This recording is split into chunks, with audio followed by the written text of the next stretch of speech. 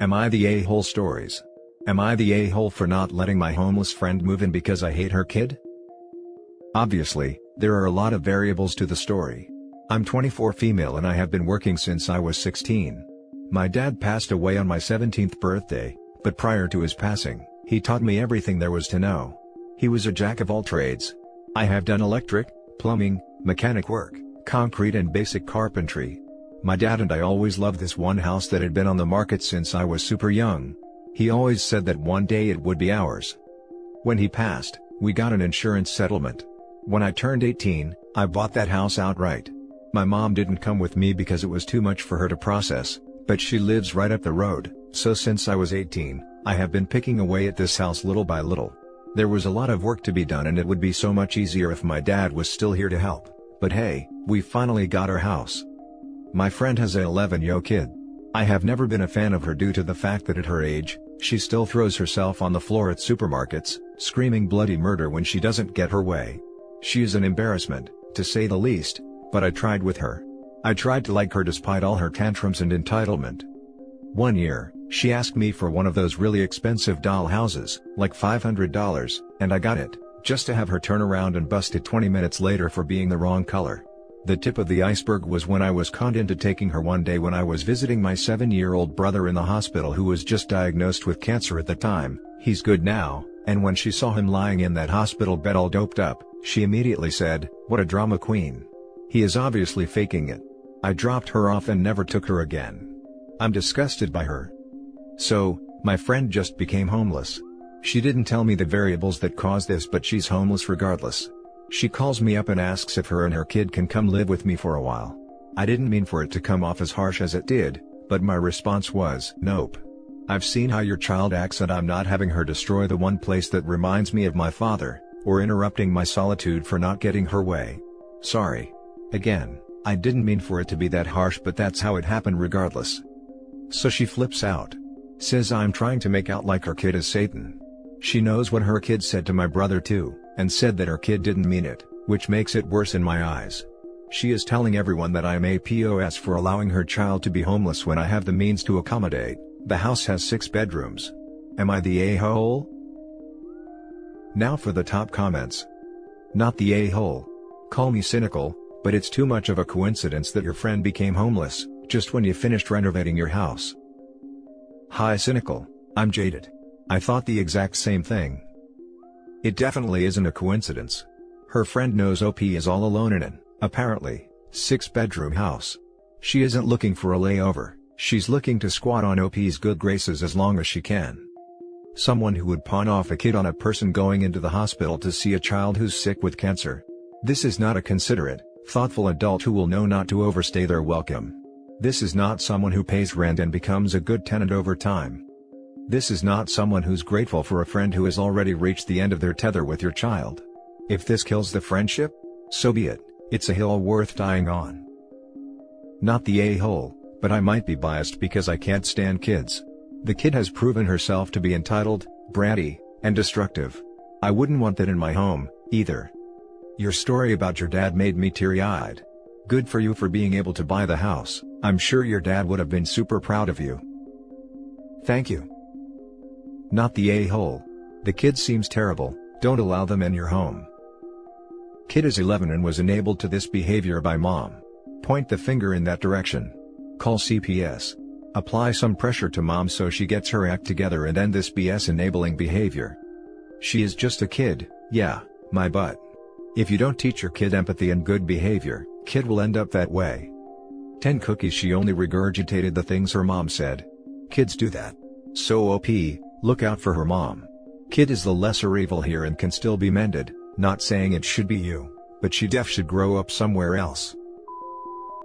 Now for the next story. Would I be the a-hole if I tell my stepdaughter she is no longer welcome in my home after stealing? The title sums it up pretty well.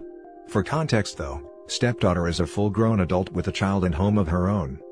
Over the last few years now I'd say, I've noticed things from the house going missing. I never thought much of it, as I figured I'd just misplaced them. It was mainly makeup and other cosmetics / toiletries and such, small items. Maybe the odd small amount of money. However, the more it continued, the more I noticed there was potentially more going on than me misplacing items. For example, when she came to stay, I'd notice my makeup drawer in the bathroom would be left ajar, things in my room would be moved about and evidence of rummaging. Put it down to her looking for sanitary pads or such. Then one day I opened my makeup drawer and found half the stuff that was meant to be in there. Well, wasn't. Okay, maybe I moved them to my room. Nope, in fact, even more missing from my room. Now is when I was starting to get suspicious. No way I had lost that many items in my own home. I told my husband and he kind of dismissed it. There was no proof other than that the items weren't there. A week later, she comes to stay for a couple of days while her son is at his dad's. She leaves her bag on the floor. I walk past and an item catches my eye. Because it belonged to me. I picked the item up and asked her about it. She claimed she had gotten it ages ago, however the kicker was that, it was part of a pair and I still had the other one. After more pressing she admitted it must be mine because she didn't have the partner, but didn't know how she had it. This is when I went back to my husband with proof. However, he dismissed again saying it was only one item and she could have picked it up by mistake. From a closed drawer? Good one. I was frustrated but didn't want to cause a fight, so just told her to not touch anything that wasn't hers, but made it clear to my husband I didn't trust her. However, the more time has passed, the lack of trust has just increased, to the point where when I was organizing things in the bathroom the other day, I genuinely thought to myself, I can't have this here, or I'll never see it again. Now with the prospect of restrictions easing here, there's probably going to come a time she asks to stay again. Will I be the a-hole if I tell my husband she isn't welcome to stay for a while as I don't trust her in our home? Not the a-hole. You need to protect your belongings, but it doesn't sound like your husband is on your side, so he'll treat you like you're the a-hole. Yeah, this is my issue. I'll just have the two of them saying I'm an a-hole, like I'm expected to be okay with my stuff getting taken cause she wants it? I don't go to work every day so she can benefit. This is why God invented those sleek, go in any room, link to your smartphone, modern security cameras. Either that or get a dresser with enough locked drawers to keep everything in them and laugh at her and daddy's excuses about how insulting it is. Not the a-hole. Not the a-hole. The way I see it, you have two options: 1, nail everything down. 2, let her and your husband know if one more thing goes missing or is borrowed without asking, then you will be contacting police for theft. I personally would leave $20 out when she is in your residence, maybe around items she normally takes that are in semi-obscure locations. Money goes missing and you caught the thief red-handed. When I was a teenager, I tried to catch my brother stealing money from me. I left out a $5 bill that I used to pick up a dog turd with. Turd was still in it. He never looked through my stuff again. Definitely not the a-hole. But now it's time to go a-hole on her. Set a trap. But don't trap her stealing your stuff. She'll be less likely to do so anyway now that she knows you're onto her.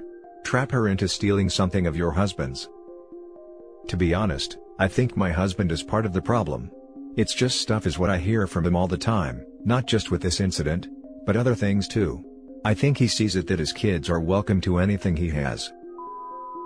Next story is titled, Am I the a-hole for not letting anyone hold my son when he was born? This happened pre-COVID, but the fight started again about a month and a half ago. My wife gave birth to our son November 2019. She had a very complicated pregnancy and ended up needing an emergency C-section, which we were aware could happen. We had talked about it for a while and she admitted hating the thought she would be the last to hold our son. So when he was born and she was still unconscious, I did not allow anyone in our families to hold him, or even meet him really. They saw me, but that was about it. She was unconscious for 4 days, but thankfully recovered and was able to meet and hold our son. It was about a day after that everyone else got to meet and hold him for the first time. Our families were upset but nothing really kicked off, except for my mom and sister who were kinda pushy about it. Then around January we had an incident. My wife put up some photos of her holding our son for the first time and talked about how traumatic the birth had been and wanted to raise awareness of how dangerous pregnancy and birth can be, and basically just saying how grateful she was to have them both be okay.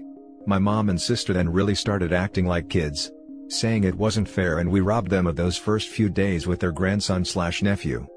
I told them plenty of people meet grandkids and nieces/nephews days or even weeks or months after birth, and had this been COVID times, it would not have happened for a lot longer. But they said I was selfish and should not have done that, just because my wife couldn't meet or hold our baby.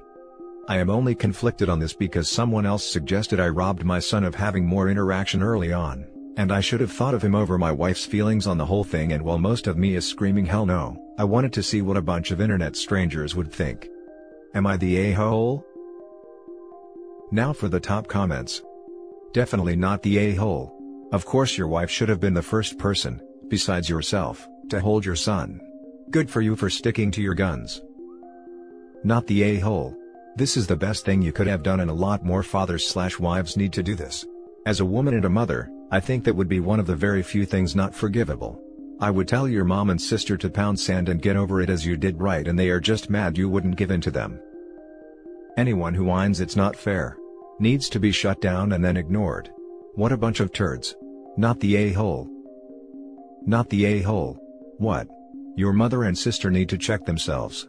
They think they should have the right to hold the baby before his own mother? I highly doubt your son is going to devastate it or that affected by the lack of interaction early on. No, your wife didn't want to be the last to hold him, and it's your child. You two come first. Mother and father is greater than anyone else really in this situation. I do wonder what their reaction would be if it was phrased like this to them. You think you had the right to hold our child before my wife, his mother? The just because made me gasp. Just because the woman who carried him and risked her life to give birth to him hadn't held him yet? That's a hell of a just because, and you're damned right they needed to back off and wait. Not the a-hole times 100. In all seriousness, do people really care this much to get to hold the baby first? Now for the last story. Am I the a-hole for not being more supportive to my wife after our son decided to change his name? A lot has been going on with our family, particularly on my wife's side. A few months ago, her mother got in contact with her estranged daughter, my wife's older half-sister, who left the family and cut off all contact the moment she was 18.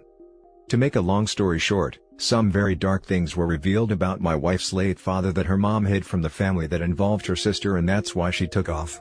The whole family knows now, and I've been trying to be there for my wife as she processed this shocking news.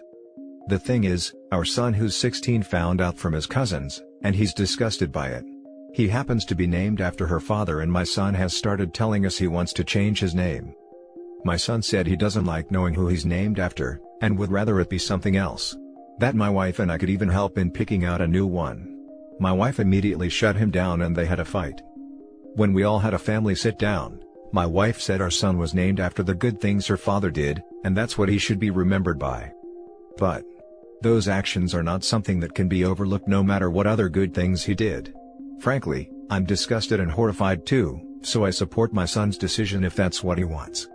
My wife has been angry at me ever since, accusing me of not caring or supporting her through this.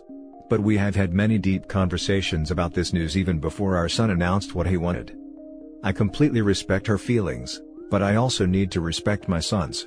My wife isn't on board with this at all, and she says by allowing this name change instead of trying to change his mind, it's like I don't care about her feelings at all.